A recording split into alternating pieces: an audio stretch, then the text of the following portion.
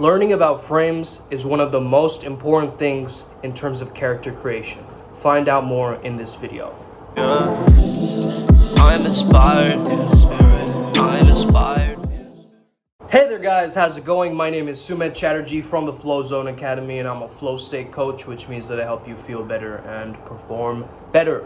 Today, we're going to be speaking all about frame control, okay?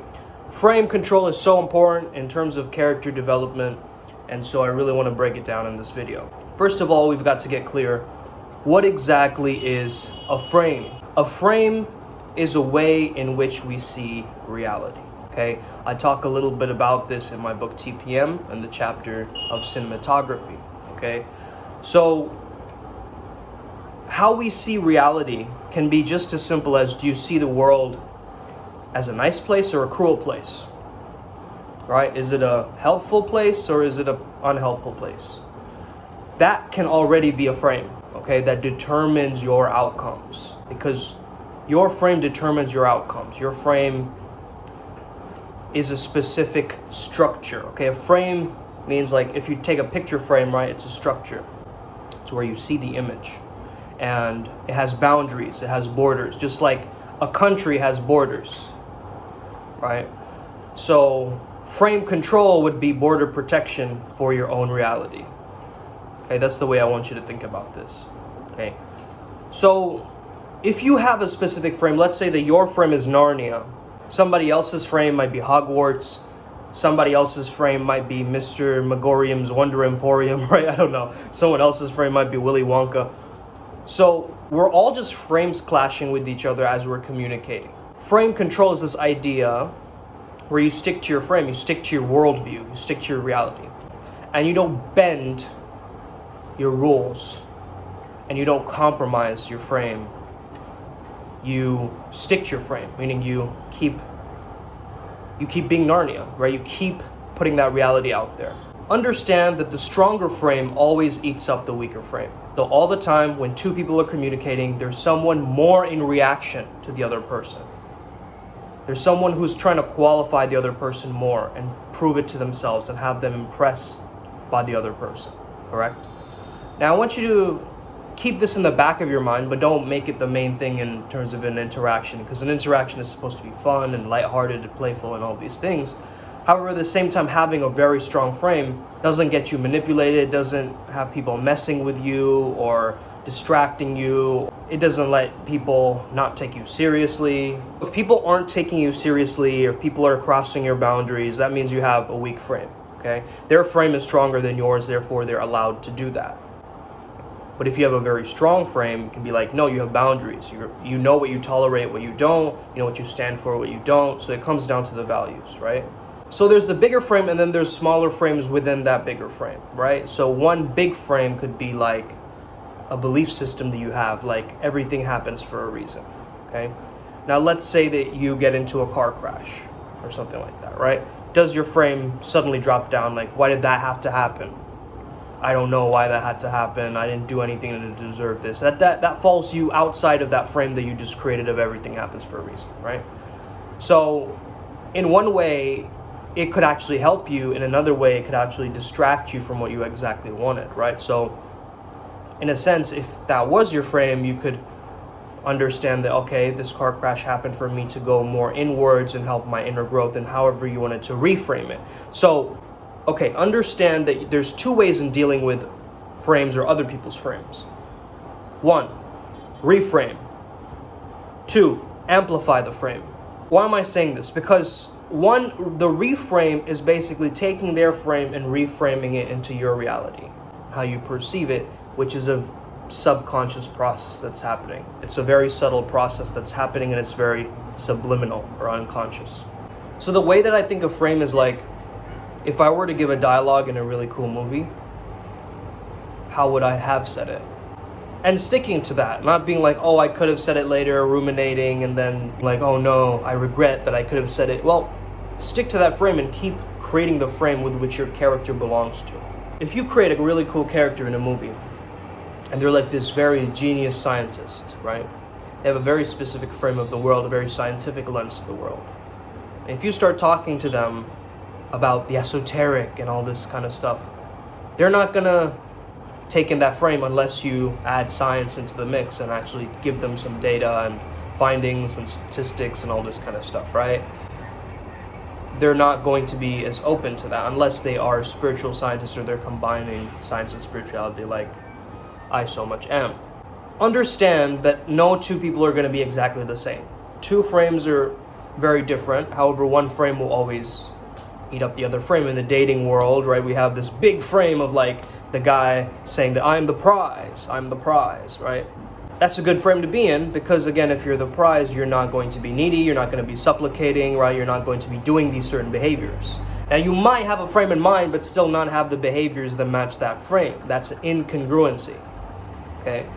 So incongruency is actually a very bad thing. It's like you have this frame, but then you're being another type of person. So you want the character to match the frame.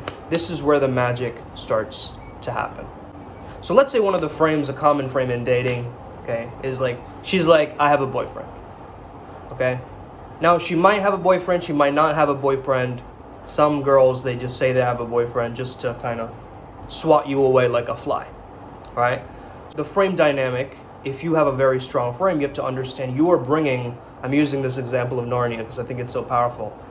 You're in Narnia and she's in maybe, I don't know, the Winx Club or something. And Narnia meets the Winx Club and she's saying, I have a boyfriend, from the Winx Club mentality. Now, how are you going to interpret that data through the Narnia lens and be able to answer back or retort to that?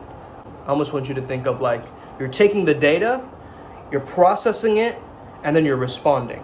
And so how does your internal processing system of getting frames happen?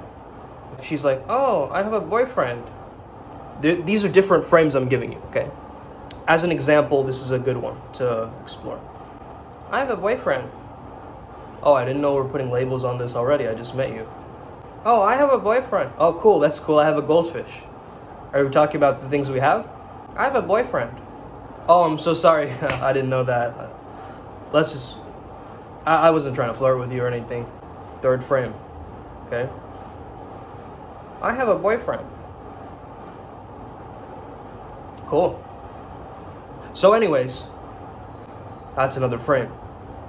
I have a boyfriend. Oh, that's cool. We should all hang out sometime then. Another frame. I have a boyfriend. Oh, that's funny. So do I. Wink. I have a boyfriend. My mom told me that if a girl ever laughs like that, to not trust her. So I don't believe you. These are all frames. Do you see this? Okay? Each one is a different frame. But understand they're all different frames. So it's according to your character that you want to establish what the frame is. And that's how you're going to choose your responses, your comebacks, your retorts, is through the character of, if you were playing a movie, how would you respond to this, okay? Now you can always steal a frame. You could be like, oh, hey, I watched it in this video, and you can use that frame the next time that you're speaking to someone. But it's not going to be congruent to your character if it's not in your character to say that. See what I'm saying? So for so many years, you've been playing one character over and over again. Now it's time to adopt the new characters. When you're starting out with these new lines and these new things that you're saying, there's going to be a transition period, right? There's going to be a break in time. Almost like you're going from the Narnia world into another world. So that's going to be a clunky process, right? But you've got to still stick with it and start to evolve through the clunkiness. It's like, you know, when I'm growing my hair out, when it's in that midway point, it looks awful, right? In the midway. But then once it grows past a certain point, it's easier. This is the same with transformation and transitioning from one dimension or one frame to another. So you are a walking frame, okay? People are entering your frame. They want to enter your dimension. People who are more in leadership positions, or more alpha male, you could say, it's much easier to enter their frame because they have a strong frame and they have a very giant frame. They don't have a small, weak frame. Okay? A small, weak frame would be like if someone asks you, hey, where do you want to go to dinner? Oh, I don't know. I just guess. We can go anywhere. I mean, it's not up to me. I can decide. I don't want to take any responsibility in deciding. I mean, it's up to you guys. I mean, whatever you guys like, I'm cool with. You know, you go for it. I'm fine. Now, by itself, it sounds like a very weak frame. Now, what's the opposite of that? Right? The opposite of that is a very, very strong frame, which can sometimes be intimidating. It's like, no, we've got to go to pizza, guys. Come on, let's go to pizza. There's no other chance. No, I'm not even listening to you. I don't even like sushi, man. Come on, pizza, pizza, pizza, pizza, pizza, right? That's a very, very strong frame, and it's almost overpowering the group dynamic, right? So you don't want to be the pizza, pizza, pizza guy, and you don't want to be like, ha ha ha, oh, it's all you guys. You don't want to be that either. You got to find the flow state or the sweet spot of your frame. You actually have a little bit of border control, right? You have that interrogation, that loving interrogation, or that boundary interaction with someone where you're establishing what your values are and what your frames are and what you believe in and what your ethics are. There needs to be a little bit of a clash that happens with people at times, but I think that that's a healthy thing. It's not an unhealthy thing. Just because you disagree with someone doesn't make them your enemy. You see what I'm saying? If you're a people pleaser, you want to work on your disagreeability. If you're a control freak, you got to work on your agreeability. So let's do another frame that challenges you, okay? We're going to do 2 more. You're too old, okay? You're too old. I think you're too young and inexperienced to even say that. You're too old, says who? You're too old. Age is just a number. You're too old. I'm the oldest man from the 15th century. You're too old. Yeah, you know what? I'm like starting getting like these aches and pains in my body. So you're right. I am old. So that was an example of a couple of frames. But I just want to break this down very quickly. You see, a lot of people, if it matches their character, it works, but self-deprecation is not a cool frame, right? It's actually crumbling your frame down. Unless you're doing it absolutely exaggerated and amplifying the frame that you're being given, okay? So you know how the person said you're too old and he was like, I'm the oldest man, right? He amplified the frame, he's not taking it seriously. So you can always amplify the frame as a joke to get rid of that frame. Okay? It doesn't hit, it doesn't land. Only when you're reacting to it and being very reactive. Like, no, I'm not. I'm not old. What are you talking about? You're being reactionary. And when you're being reactionary, when you're being triggered, you don't have a strong frame.